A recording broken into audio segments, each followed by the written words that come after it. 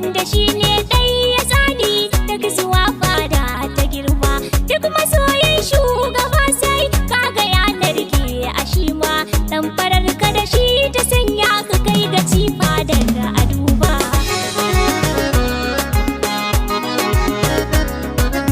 Ba a gane shehu tabbas sai ta inda ya so a gano. Fari ne shi ne hakikar mai kashewa in ya kunno. Sai tuwar lamura a daidai babatin cewa a auno. Lamarin dai na ji an ce min ka ilaika na ƙara tabba.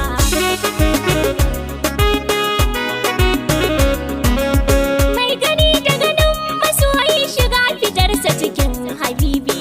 Ya fi kowa iya koyi da ma'aiki gun jawabi. In yana yi sai ka ce al-Mustapha ne ba hijabi.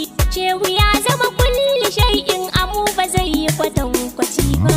Shehu Barhama murade kadimin manzon Allah. Lafiyar kadimin agwamai shehu ba kai nisini ba. Duniya an sallama gun sai rasuli daban ya sabko. In ana zancen masoyin shugaba shi ne a farko. Ya zama duk lamari ma wanda za a yi za a ɗauko. Shi'irai da ya yi wa annabi diwaninsa ba zai kama ba.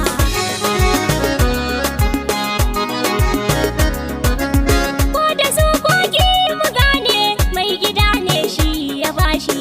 Tunda manzo ne ya bashi dole mu kan ba mashi. Ta ji tun kafin ya zo ma malamai sun ambace shi.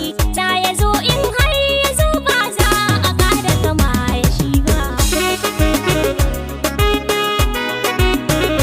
Lamarin ya girgiza ni in ya zauna zai kirari. Shugaba ke mamaye shi ko ina ya game da nuri. Alaika salatullah in ya ce mu faɗi da sauri. Shugaba